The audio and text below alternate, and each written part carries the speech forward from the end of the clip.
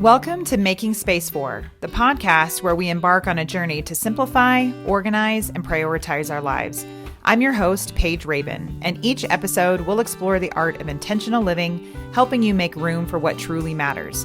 In a world filled with constant noise and distractions, it's easy to find ourselves surrounded by things that don't contribute to our happiness or well-being. Making Space For is your guide to decluttering not just your physical space, but also your mind and soul. We'll dive into practical tips on downsizing, right-sizing, and the transformative power of letting go. Whether you're starting a cluttered closet, pondering legacy planning, or seeking the elusive balance between work and self-care, this podcast is your sanctuary for inspiration and actionable insights.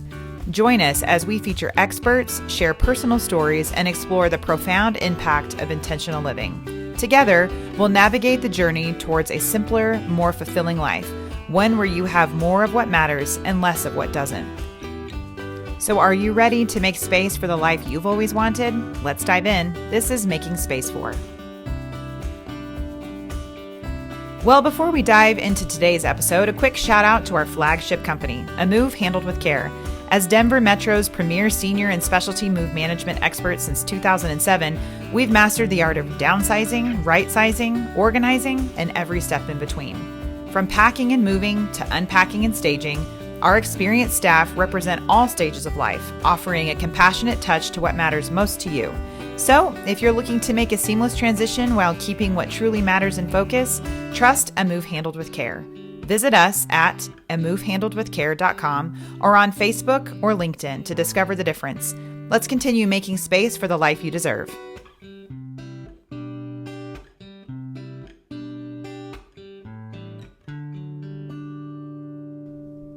Welcome back to the Making Space For podcast. I'm your host, Paige Rabin, and today I'm joined by Kyle Koster, a licensed personal property appraiser and auctioneer with over 18 years of experience in Denver, Colorado.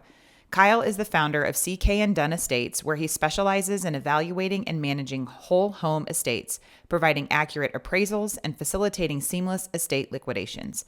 In this episode, we'll discuss estate sales, who they're best suited for, common myths and misconceptions, and the facts everyone should know. We'll also explore alternatives to estate sales and everything in between, offering practical insights for anyone managing personal property transitions. This is Making Space For Estate Solutions.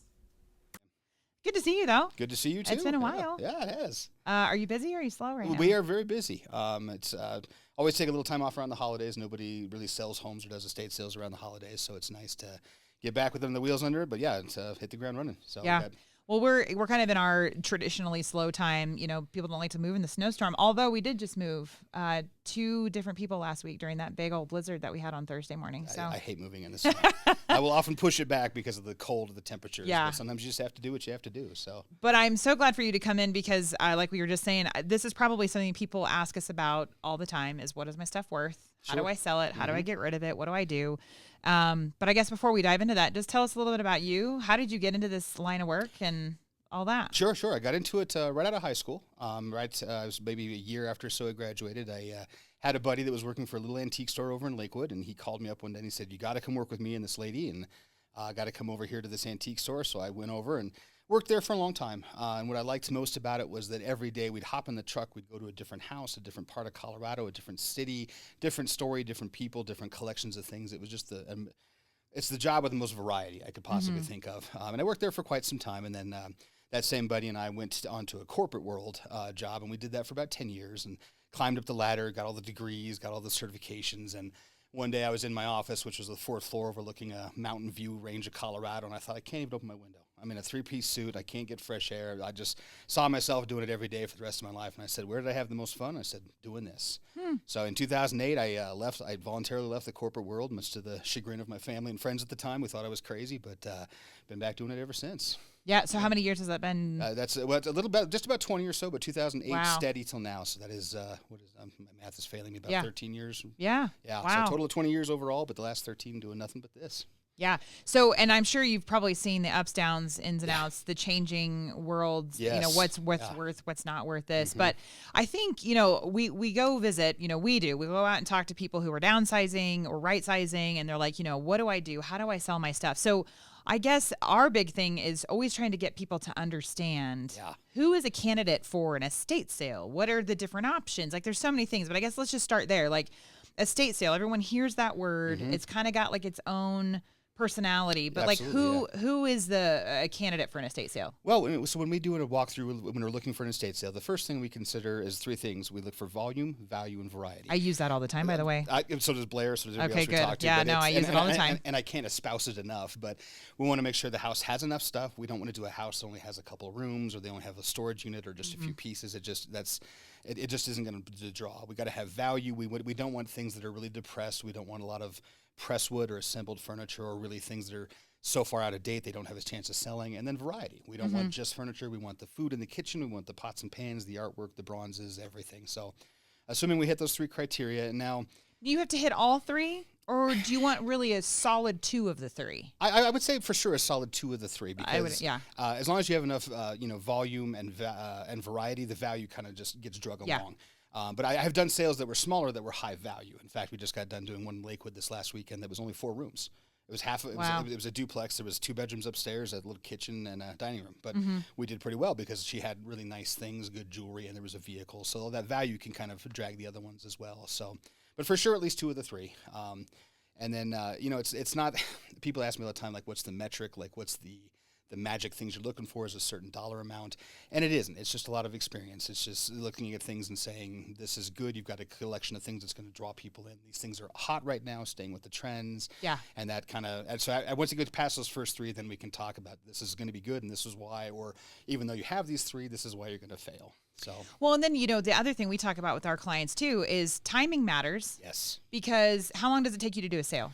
Depends on the size of the house, but typically it's about a 2.5 week process from end to end. Because we get into the house, set it up, advertise, 3-day sale, and if we do a clean out, a couple days after that. So. And then the misnomer is that you can live in your house during a sale. That is a terrible misnomer, and I wish I could tell everybody that's thinking about doing this is we want this to kind of be the last process before either the sale or the transfer of the house, because when we come in and we take everything out of the doors and cupboards and everything out of the dressers and we stage it and make it look beautiful, but it's a crew of people, it's a whirlwind inside your house, right? For 5 days a week for 2 weeks ahead of your sale, just getting everything ready, and it is a huge disruption to life. If you're in a bed, we're going to take the bed down and put it up against the wall for space, so there's nowhere to sleep. So, yes, I wish I could tell everybody just please. Well, and you can't commingle your stuff. We tell people that all the time. Like, if you're selling stuff and somebody happens to see something that's not for sale, there's no way to there's no stickers. It's if you see it, it's for sale. So. Yeah. I mean, we are able to segregate to a certain amount. Yes, so like a locked room, or something like one that. locked room, yeah. or a couple things. But yeah, we've had a poor lady tried to live in her house while we were there, and she had her cupboard of stuff we weren't supposed to touch, and the crew just processed it, and it all got mingled. Yeah, so and once they're out of the home is really our preferred way of doing it. Although it's not impossible to do otherwise, it's 98% of the time we prefer it that way. So, I mean, I know my number, it's made up in my mind, but what would you say of all the people that you've seen, how many people, what's the percentage of people that are actually qualified for an estate sale? Is it 10%, 20%, 70%? Of the bids I go to, I probably do maybe 30 bids a week or so, and I would say roughly 10 to 15 of those would qualify for a true estate sale. So 50%? Yeah, 50% or a little bit less. Yeah, most of them, they either don't have enough stuff, or their timing isn't right, or they've got a friend or somebody that stepped in that says, oh, we'll take care of the stuff, and they usually chop the top 20% of the value out of the house, and you're like, well, what you got left is a hefty garage sale, but not enough for an estate sale for us. Right. So yeah, I'd say a little less than half of the people we go to qualify. Yeah.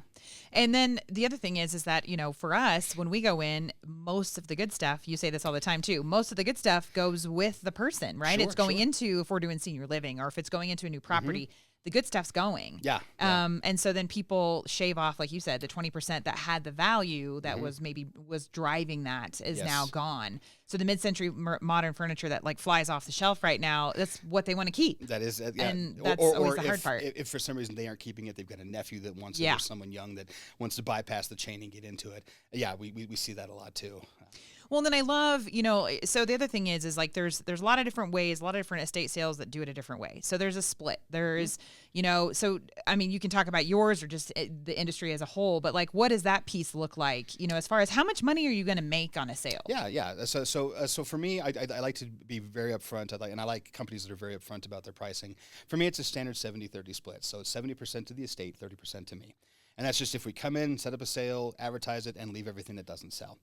The only thing that changes that percentage for us is if we do a clean out at the end of the sale. And by a clean out, I mean getting rid of all the things that didn't sell. I mean, you're always going to have some trash left over. Maybe there's some paint and chemicals, maybe some furniture that didn't move. So for us, we can either stay at the 70-30 and charge a clean out fee out of the sale proceeds, or just jump to 50-50. And we have been selecting the ones that has been producing more money to the estate. So we'll look at it and say, hey, you made $10,000. At this option, you would get $4,000. At this option, you get $5,000. So here's $5,000. So we just take one of those options. What I don't, and it's pretty common in the industry that everybody works on the commission. What I'm seeing a lot more of, or hearing a lot more of from people that have done multiple estate bid interviews, things like that, is that they're encountering a lot of things like estate sale setup fees, credit card processing fees, a lot of little ancillary, like, adding on items that really kind of hits that estate bottom line. And I don't like that. I like just being upfront and say, if we make 7,000 to you, 3,000 to me, very simple. I have a 1-page report when I'm done, and that's what they see. So would you say that there's like is it a range of like, a good sale versus not a great sale? Like, what does that range look like? How much money are people making? You know what I mean? Like, sure. I don't know if there's a number, because like people ask us, well, how much does it cost to move? And I'm like, well, it's more than how far you're going and how much stuff you have. It's how big is the project? How much are you having us do? So I know that's a tricky thing, but I guess more than anything, I love the idea, like right now having this discussion, is that so many people think that I'm a candidate, and then we find out maybe they're listening to this and go, I'm not really a candidate. Mm-hmm. I only have one of the three or two of the three, characteristics. But then also, like, what is a realistic number? Like, are we making 5,000? Are we making 10,000? I guess to your point, like if there's a vehicle involved or not, things like that. I get that. But I would say, do you have like a middle ground? As I said, for me, I don't like to, when I'm doing the 3V walkthrough and looking at houses, I don't like to really consider doing a sale or putting the effort into a sale I think is going to make less than 10,000. That's kind of just a rough number for me. So that means at 10,000, at the minimum the client would walk through is about 7. Because if we don't do a clean out, they can walk with 7, and that kind of puts a lot of money in their pocket. And then if we do a 50-50 split or a clean out fee, they'll walk with at least 5 or so. That's kind of the minimum for me. And that sounds like a big number, but it's actually pretty easy to hit. Mm-hmm. At the most recent sale we did this last weekend, it was a very, very small house, but we still hit that number out of 4 rooms. Wow. It's well, and I've seen your sales. When you say you sell everything, you mean it. From the food in the cupboard to the half a tube of toothpaste, to the half firearms, to shampoo, the jewelry, and I'm like, who's buying something? But I'm like, you know what? I guess that kind of makes sense. Like, I mean, especially if it's not expired or bad or whatever. Like, hey, whatever. That's exactly. Yeah, there's a whole group of people out there in the public that understand that buying from an estate sales is cost efficient. It's fun. Yeah. But food is one of our biggest selling items. Interesting. All the canned goods, the soups, the spices, those all go because grocery store prices are fluctuating so much. It's such a hot topic for a lot of people. We're 50 cents a spice, and people come in and clean us out. Well, and then you also put a ton of energy, which it was fun learning from you. Like I went to an estate sale that you did, and they had a bunch of photography stuff. Yes, I remember, yes. And you were talking about how you get involved in Facebook groups and the hobbyists that are out there looking for this type of stuff. Yeah. This is the stuff that inherently, and so you know how to advertise it, where to go with it, and so I would say that's, versus doing a garage sale yourself. I mean, you're just selling everything at whatever amount. Like this is like you're targeting ads, I'm sure. Yeah. You have probably a mailing list and, when you do an auction, and which we'll talk about probably, like there's different ways that you advertise, right? Yeah, that's correct. Yeah. So, I mean, and that's one thing when I talked earlier about the reason I came back to this business is because every house is a different collection, a different pile of things. And it is. You might come into a house with a giant photography collection or a giant, airplane model collection or whatever it is. And if we don't know about it, we get our education on that sale, and oftentimes nobody knows their stuff like the collector of it. They'll say that I have had this collection for 40 years. These are my prize pieces out of the collection. We get a little education there. And we can often lean sometimes on owners or do our own research of like, hey, there's vintage photography clubs, or there's vintage Volkswagen clubs, or air-cooled engine clubs, or sewing notions, Victorian societies, lace and linen societies. And so when we have a big concentration of these things in our estate says, we can reach out targeted advertisements, and we do that. And then a lot of times because we're in a digital age where our news gets fed to us, a lot of these people that are into these collectibles, they do get notifications of our sales through estatesales.net or through our own website or mailing list, whatever it is. Yeah. I mean, I've done walkthroughs with you with some of my clients, and I'm always like amazed because that is obviously not my area of expertise. And they'll, pull out a piece of china and you know exactly make, model, how much it would sell for, what is it worth, who's buying it, if anyone's buying it. I mean, there's so much to know, and I'm sure times are changing. What's hot now is not what was hot a few years ago. So I guess that's a fun question. What's hot right now? A mid-century modern. We talked about it earlier. That's anything that's looks like it came off the set of the Jetsons. Everybody wants it. Scandinavian looking. Scandinavian, real Norwegian clean design. lines. Yep. Or especially if it's the actual vintage stuff from the 60s and 70s out of Norway, out of Denmark. If it's got a designer, if it's really funky, like the big ball chairs you used to see, or the swag lamps. That's probably the best thing right now. And then obviously, things beyond that would be like commodities, gold and silver. Of course, everybody's concerned about things geopolitically, so they're kind of hoarding. So gold and silver is all-time high. Vehicles are a big draw, mostly because people are tired of the dealership games, and so everybody wants the proverbial grocery getter's got low mileage, well cared for. So those are big draws. And then firearms is probably the next big draw after that. So with a vehicle, do you set the price, or is it like set the price, they come in and the first person to buy it, it's off the market, or do you kind of do a little bit of shimmy up and down? So vehicles are the one things we do differently at our estate sales. We look to the family for a reserve. Either they owe a little bit of money on the car, or they've done their own research, or because vehicles, we have Kelly's Blue Book and the NETA used guides, things like that. We say, we think the car should sell between here and here. So we have them set a reserve. They get the first 100% of that reserve. So say it's $15,000. We'll start the bidding for the sale that weekend at $15,000. People come in, they'll test drive it. They'll want the Carfax report. They'll want to look it over, run it, whatever, have their friend, Bob, look at it, make sure it's good. And then they'll leave a bid. And then so basically whatever we get over $15,000 is our commission on it. So if it sells for $15,500, we get $500. Got it. We like having them there because they are huge draws for sales. They basically are kind of free advertising for us. They draw big crowds in. I just saw a sale you did, and it had a car up front and center on the smart. That's right. Actually, we have the stretch of 3 really good cars with insanely low mileage that we're in the middle of right now. But yeah, they're big draws. So the family gets the first 100% of the reserve. What above it is what we make. So it usually winds up being about 10%, 5%, which is fine because we're happy to see the car, happy to go to a new home. But like I said, people are wanting to get the sales from the cars from the sales because they're tired of all the games, and it's working out for us. Yeah. Okay, so we kind of got off topic, but I want to go back because it's so very important to what people are interested in is what is hot and what is not. So so we said mid-century modern, gold and silver. What else is really hot right now? Firearms obviously pull a lot of people out of the crowd, and those are special. We have to do background checks on those for Colorado law, but we can do sales. And it's not uncommon for us to come across a house where their livelihood or their collection was firearms. They have a lot of ammo and reloading equipment, and the firearms themselves, and a lot of firearm-related paraphernalia. So those are big draws. And then beyond that, you get into kind of more niche collections, like photography is still good, especially the older vintage photography. And what's surprising me is you remember the old little Sony CyberShot cameras? The cheap I have one. Those are flying off the shelves now. The younger generation wants that filtered digital look where it's kind of grainy without using it. Interesting. Every year, every day, it's something different in this business. So, let's talk about what's not. What people don't want. I think this is the bigger list, right? This is a much bigger list. Things that are so top of that list probably right now I would say is dining room sets, hutches, tables and chairs, and sideboards. The complete. We used to all have a formal dining room, and now we eat around them once or twice a year if we're lucky with a family. And now with open concepts, we're having eat-in kitchens or built-in banquettes or whatever. People are using them. Yeah, or reading in front of the TV on TV trays. Exactly. So those have really just plummeted. It's a bummer because I see a lot of Henderson and Drexel and Howard Lorton galleries, these beautiful dining room sets that were $10,000, $12,000, $15,000 in a day, and we can't even sell them for $500 for the complete suite. So those are really hard. So we always say big and brown. Really, that's like covers it all. Like, nobody wants a big entertainment center. Nope. Nobody wants a big dining set. Nobody wants a China hutch. Nobody wants big and brown. That was really popular, even if it was a nice brand. Like even if it's Ethan Allen or like those things that back in the day, Ashley Furniture, that people thought was really nice and expensive. It's not. People don't want it. No. The larger it is, the harder we have, the harder time we have selling it. Yeah. And then there's certain styles that are really down. Colonial, like anything from the 1970s America, where they had a kind of colonial revival period, is really hard. Anything that's really heavy and gothic used to have that, like the plastic front dressers. Those are hard.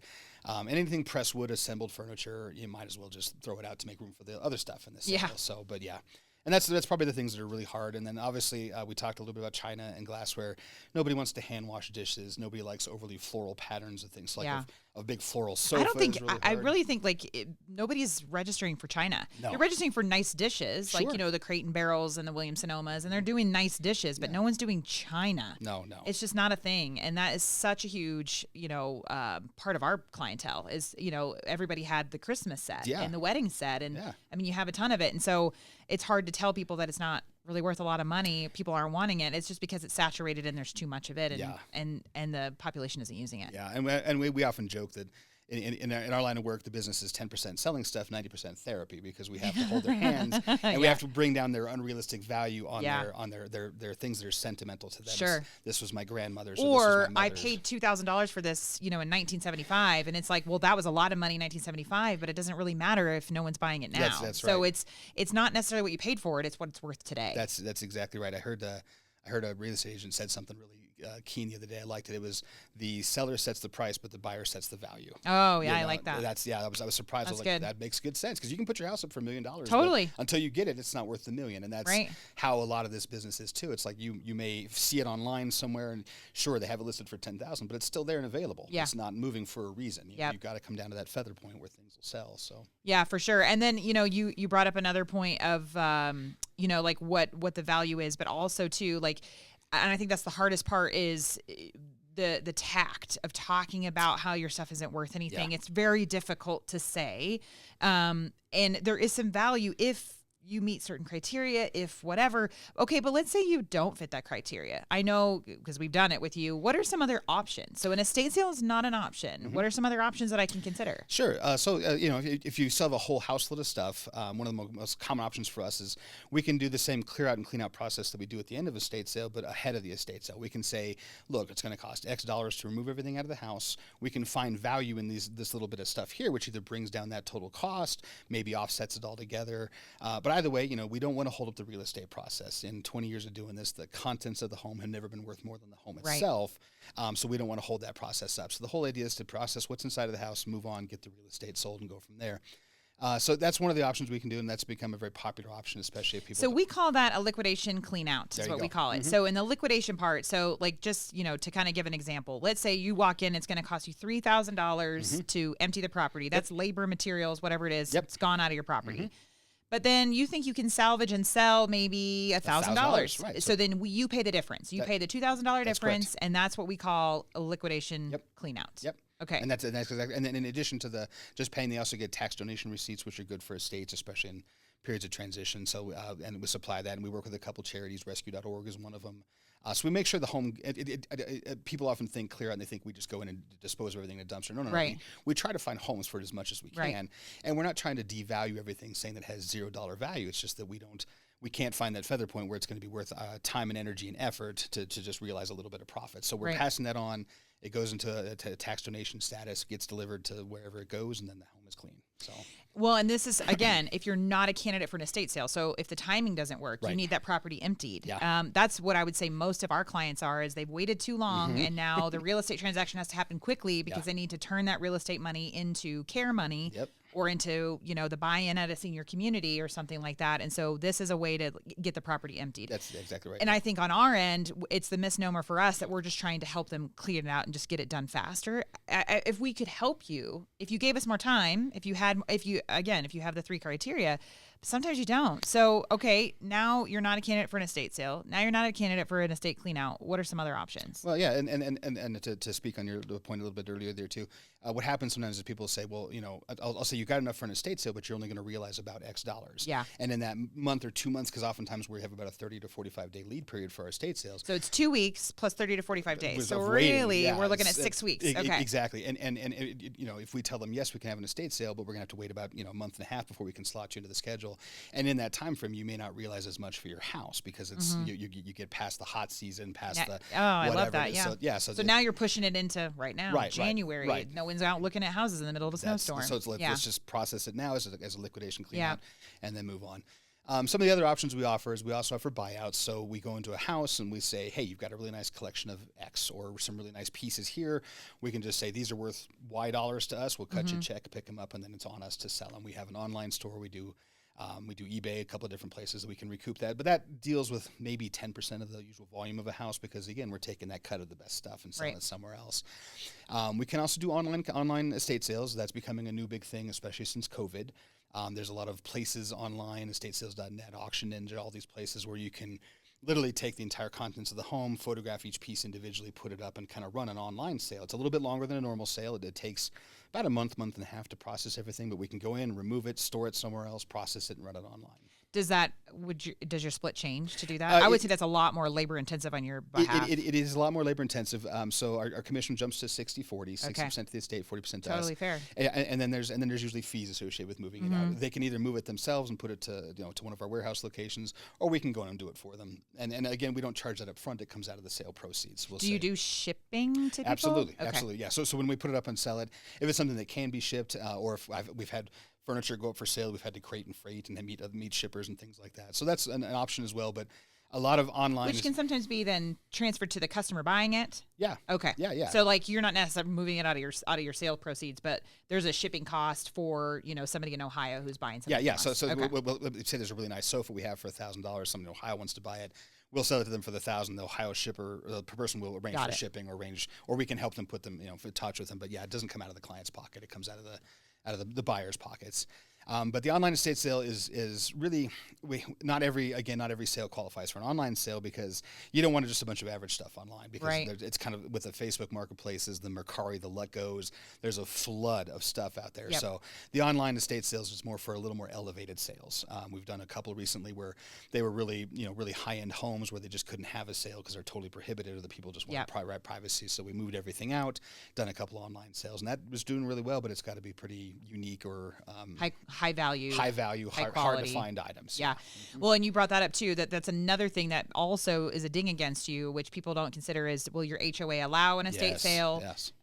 Will your neighbors allow an estate sale? Can your house even facilitate, an estate sale, depending on that? And so that's another thing that can sometimes ding people against that. People don't even consider that, like, oh, my HOA won't allow it. And it's like, no, they won't allow the foot traffic, or they won't allow the car traffic or whatever it is. They don't want transient people in the neighborhood.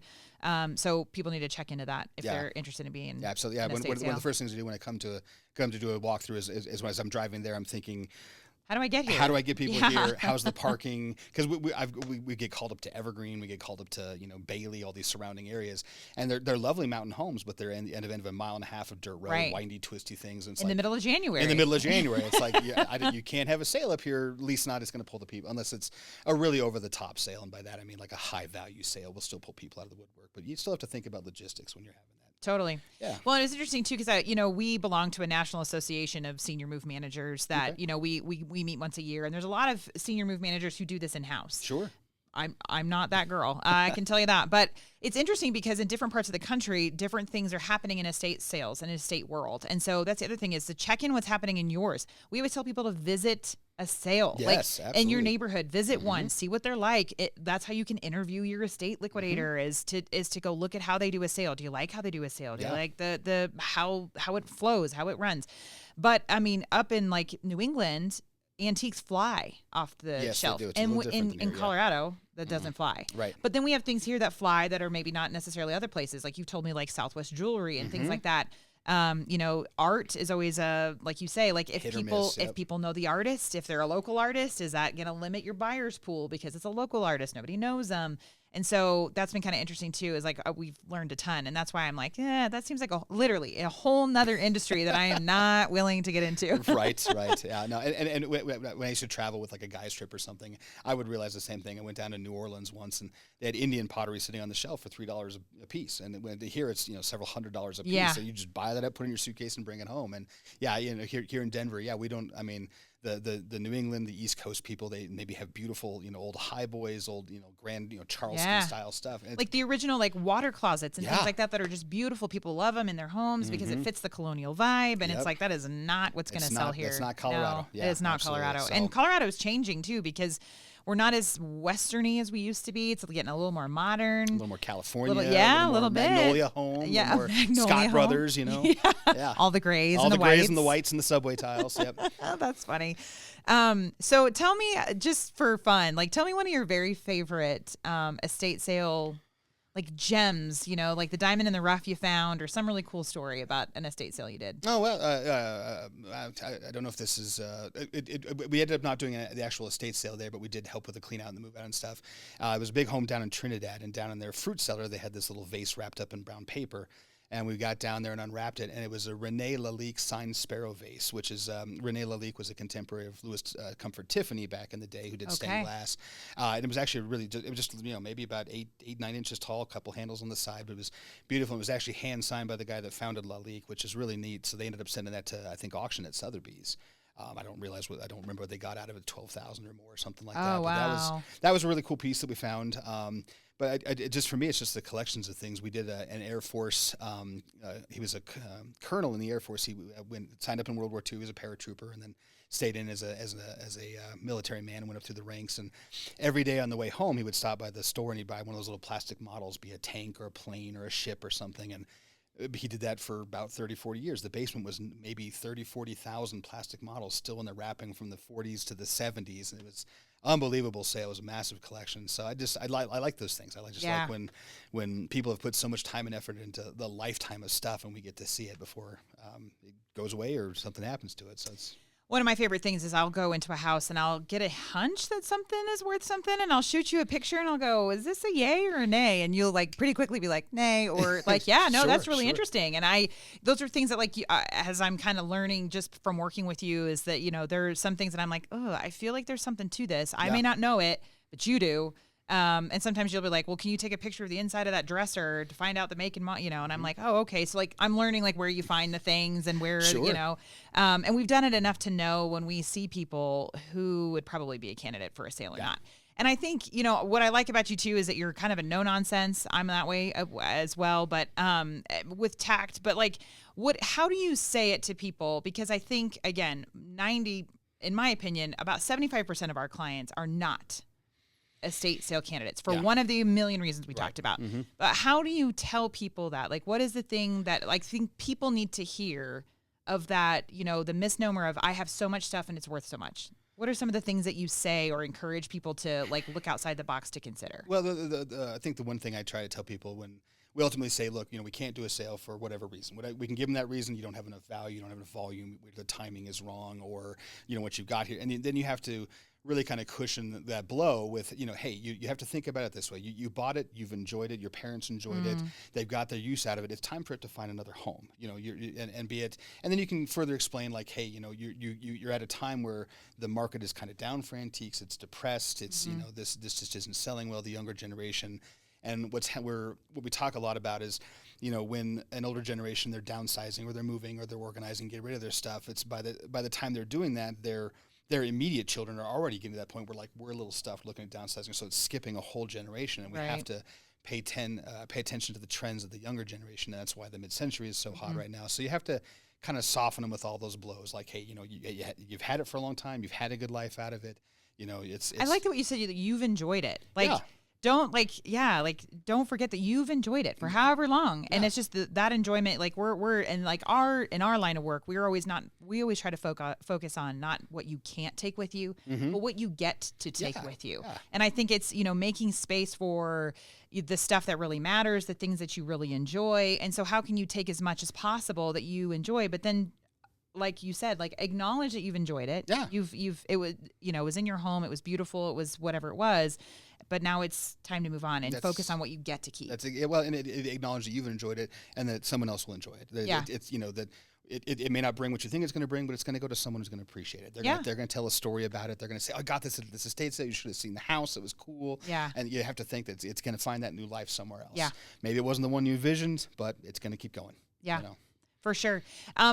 So our process with you, how this works, and I just wish people could understand that we always say, when you have time, you have options. If you've listened to our podcast, I've said that probably 7,000 times already, but when you have time, you have options. So there's a couple you and I are working with right now who are like 2 years out from the idea. So they came out, they interviewed me. They probably interviewed some other folks as well. They interviewed me, really liked me, picked me. And then they're like, well, we want to do an estate liquidator. Well, I already knew that I picked you, but I didn't get to say that I picked you. So, I had a couple of estate liquidators come out. They picked you. Yeah. So now, and then they have their real estate agent. So when they're ready to sell their home, they've already picked that person.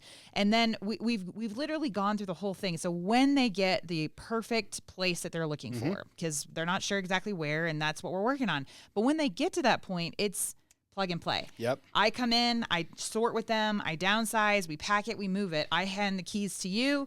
You say, fantastic, you set up a sale, you do the sale, what doesn't sell, you clean out, which I don't think people understand is when you do it, like there are some remnants. Yeah. There's always some remnants. Always some remnants. You clean out the remnants, so the house is clean.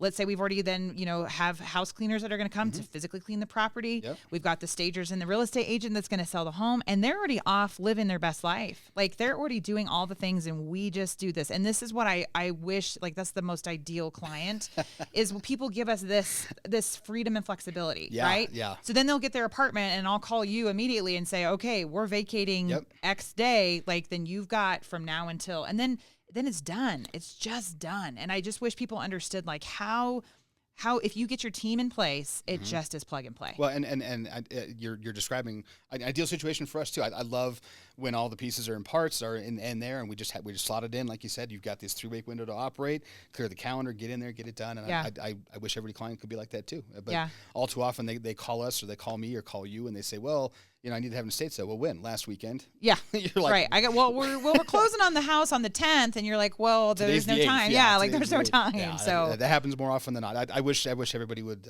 take the time. More time is options. I love that. But then we also say to you, like, then you come in and do, so an estate sale's not on the table. Okay, well, I'm still going to call Kyle and he's going to come do our clean out for us. Or I know that there's a few pieces he'll really want, because I've shown you the pictures and you're like, no, I would really like whatever. And then I'm like, okay, well, at least they're going to get some value and they're going to feel like at least they're getting something out of that. But we got to move quickly. And so that's the other thing too, is that it's the moving quickly piece. So you can do it either way. Absolutely. And sometimes, the best intentions, like you really want to have it and your HOA says no. Okay, well, then maybe an online auction, which you said takes a little more time. It does, so again, just thinking ahead, planning ahead and things like that. But it's just the hardest part of our job, and I would say yours, is telling people their stuff's not worth anything. It is. And so a couple years back, I got certified as a personal property appraiser with the Appraisers Guild of America. So we do a lot of appraisals as well for divorce or probate or estate reasons or whatever it is. And it is hard. I oftentimes get called about that or get called in to do an appraisal. Everybody wants to know what their stuff is worth. That's the big question. What's it worth? What's it worth? And it's hard to keep a catalog of everything ever made by man and its current value in my head. But we do keep with styles and trends, and there's certain makers and things you see repeatedly, and I'm sure that's happening to you as you start to walk through houses. You're like, oh, this looks good because it has these certain earmarks or characteristics. But yeah, it is. It's hard to sit down with someone and say, it just isn't where it's at right now.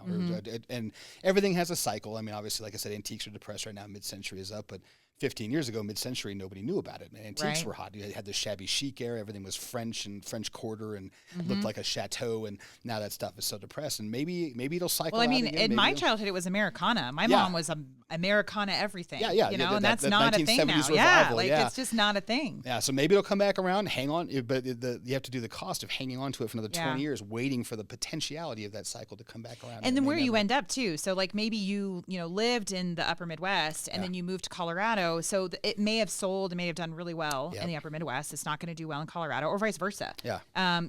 So many people are like, oh, well, I ship all my antiques to, New England, and I'm like, smart on you, because that's where they're going to sell, and that's where there is a niche and a market for that. It's just not here. If it's cost effective to do that, great. Yeah. That happens a lot. Yeah, with a lot of clients will come out to, they came over here from the East Coast, and like, your stuff is gorgeous, but you have to go back online to go back home to the East Coast. So, and that's when they'd make a good candidate for online sale, because then we can reach out to them. But Yeah, some of it always sounds like a nightmare to me, what you do.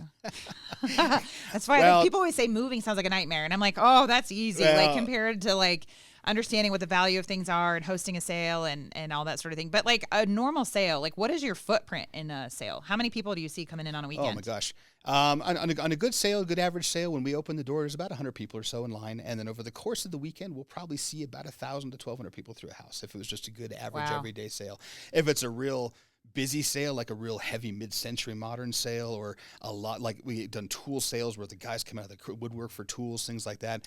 The one that I came to that you got, I mean, the garage and the tools, like the homeowner must have had 4 of everything. Yeah. And like 4 drills, 4 saws, 4 everything. Yeah. And when we have sales like that, it's about double to almost triple those numbers sometimes. Yeah. And we can run sales that are longer. We can run sales that are shorter, but typically it's about a 3-day sale. But yeah, in those 3 days, about 1,200 people through the house. And then you also, like, the way I understand sales is like the first day, the price is the price. And then it kind of dwindles as the weekend goes on. You're correct. Or, Yep, yeah. yep. Okay. And then I mean, there are items, because I know some people are often worried, like, I don't want this to go for half price day or whatever it is. And we can set reserves on some things. I would limit the reserves because, we're all bargain hunters. We all treasure hunters. And we don't want to have a house load of stuff where people come in on the last day and nothing's on sale. You still have to pay the price. So yeah, typically the first day we're pretty firm on pricing. The second day we'll give a little bit, and then usually the last day is the half price day or the make an offer day towards the end of the sale. And we always work reasonable people. If I had something marked $1,000 on half price day, it's $500. I wouldn't take an offer for $50. That'd be unreasonable.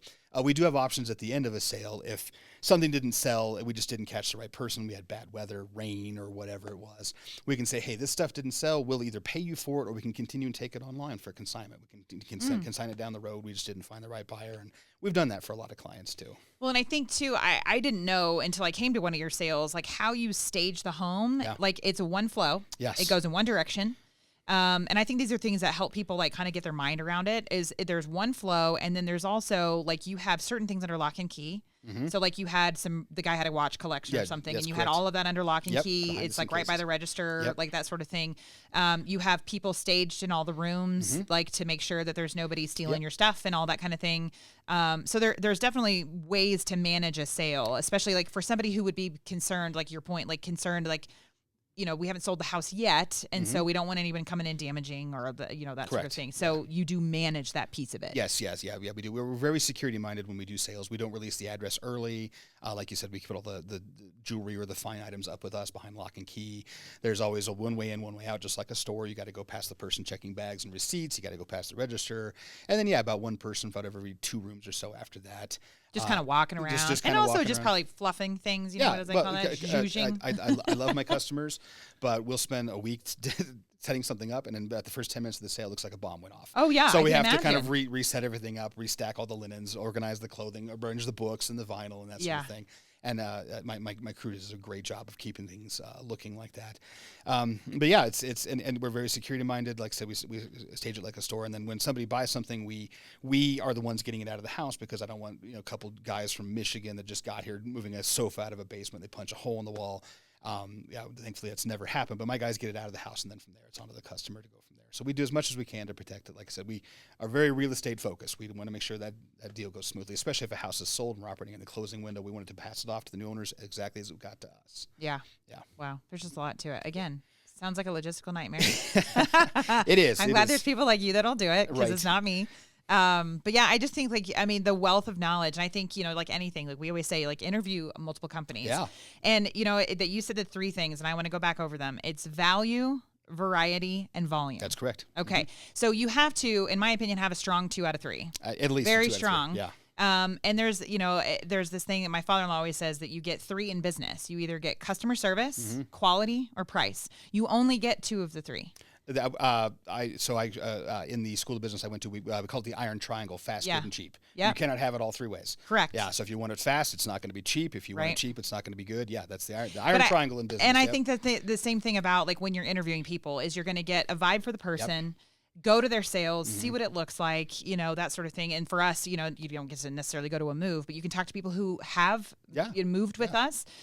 Is every client going to be like 100%? No, but most of them are going to know and know our quality and our value. So the same kind of thing, like interview, like what does that look like? Who's in your neighborhood? Who's doing it? Who's hosting sales? Do you like what it looks like? Do you like the person? I think that's a big thing. Is do you like the person? I tell people almost every bit I go to this. I'm not the only game in town. I may not be the best game in town, but I'm certainly the best game in town. You got to say that. Okay, you got to say that you're the best game in town. Well, but I like people to do their bidding. That way they feel good. Hey, I agree. I checked out. Kyle is the best. We're going to go with him. So I like when they do that. So yeah, I do too. And then it also like when I put you in the the horse race, and I was like, I knew who I wanted to go with, and I was like, I just it's funny because at the end of it, my clients were like, well, like what do you think? I was like, no, this isn't about what I think. This is about what you think. Right. The process, the person, the connection. Who did you feel? And they both were like, well, we just really like Kyle. And I was like, oh, me too. And I was like, so glad that they chose you. And I was like, see, I feel better about my choices. That's good. Yeah. Because I like that I can just send you a quick thing and you'll tell me like the whole backstory on it. I was like, my husband has baseball cards. You're like, throw them away. So I'm like, yes, please. Thank you for telling me that. Right. But yeah, just like a wealth of knowledge of like, you've been doing this for so long. That's the other thing is there's a lot of, I'm sure, just like in our industry, A lot of people who are Yes, showing up on the yes. job who don't know and don't have that knowledge. I mean, I've been on a walkthrough, like I said, and you will know like make, model, year, what it sells for, who it is. And that's really impressive. Same thing with us. We've been doing this long enough to know, like, what are the things to consider? And when we start talking about things to consider, the clients are like, oh my gosh, Yeah, like, there's yeah, way hadn't more even to thought of this. that. Hadn't even Right, thought of yeah. that. And they're like, well, I didn't know we had to reserve an elevator. Hadn't thought of that. And like, you can't just move on any day you want. Nope, Like, you nope. have to make sure that it's allowed in your building and allowed in the other building. And we got to make sure that those dates line up and, things like that. And so, yeah, definitely, you are one of the best in town. So we Well, thank you. appreciate working with you and all you do to support our clients. And yeah. Well, I appreciate you guys. Like I say, you and Sarah both, and I love everybody you send me. I love the little text. Hey, what's this worth? And I can say garbage, or keep it or turn it over. And I wish more the people that we partner with would reach out like you guys do. That because I don't want to waste. Are top notch. And I don't want to waste your time because I also don't want to waste my clients' time. Sure, that's why they're hiring us, is to say like, and I'm like, if Kyle says this is not a sale, it's not a sale. And so now I got to look at other options and start talking to them about that. And once you start putting, time, energy, and labor into anything you're going to do, it's how much do you want to do and how much do you want to outsource? And like when you say 70-30 split, 60-40 for that, like, I mean, that's, in my opinion, that's a deal because that is my time, my energy, all of the things that I don't have to deal with. And I just get a check at the end of the day. Done. It was more than I had before. Yeah, exactly. Yeah, so I'm like, done. All your stuff is gone. Your house is empty. Yeah. Your real estate deal is smooth and you have a check. And I didn't have to facilitate it, advertise it, none of it. I mean, I used to live, when my husband and I were first married, we lived in southern New Mexico. You could do a yard sale in southern New Mexico. You could open your garage. It must be completely set up. It must be completely set up. 6 a.m., we'd be completely cleaned out by 7:30. Wow. People would come in. They were buying stuff, taking it down to Mexico because we were an hour and a half from the border. Right. They were taking it down there. So, like, that's how, like, when we first got married, the only way my husband knew how to have a garage sale, you sell everything. And then we moved to Colorado, and he's like, you can't sell anything. It's harder, yeah. So I tell people all the time, like the other day we were trying to get rid of something. I'm like, we're going to put it for free. He's like, free? And I'm like, yeah, we are. I'm like, because I don't have the time, energy, or the care. Yeah. So I'm like, for free. And then it's gone. And it was funny. We posted a mattress, which are not donatable, all the things that we know about mattresses. And I'm like, there was no difference other than we were changing the size of my daughter's bed. Nothing wrong with it. Just changing the size. I literally put it outside, leaned it against my garage, said, free, here's my address, come pick it up. First person, I will not save it. If it's gone, it's gone. Like, that was within an hour, it was gone. Yeah. My husband was floored. And I'm like, I'm telling you, it's your time and energy. Is it worth the $40? Is it worth the $40 and like some creeper coming into my house to like, no. So my daughter and I, my 13-year-old, helped me take that because of course I have to do this to prove a point. So my husband's not around, and so we pull it outside, and he was just like, I'm just amazed that you can get stuff like that for free. And I'm like, yeah. And then there's nobody in your home, all that sort of thing. And so same thing, like you're managing that, you're doing the security. I'm not trying to have a sale. I don't have creepy people in my house. I don't have to, this is for sale. This isn't for sale. Just do it the right way. Yeah. Just do it the right way. I couldn't have said it better. There you go. It's fantastic. Okay. Well, you're one of the best in town. Well, thank you. So don't say that you're not. Okay. All right. Okay. All right. Thank you so much for coming. Thank you for having me. Yeah. Awesome. That wraps up another inspiring episode of the Making Space For podcast. A huge thank you to our incredible guests and to you, our cherished listeners. Your journey to intentional living begins with each small step, and we're honored to be a part of it. If you enjoyed what you heard today, please consider liking, subscribing, and rating our podcast on your favorite platform. Before we part ways, a friendly reminder, if you're embarking on a move or seeking expert guidance in downsizing, remember A Move Handled with Care in Denver. With over 15 years of experience in senior and specialty move management, we're here to transform your transition into a seamless, stress-free experience. Visit amovehandledwithcare.com for more information, and let's continue making space for the life you've always wanted. Until next time, stay inspired, stay intentional, and keep making space for what matters most.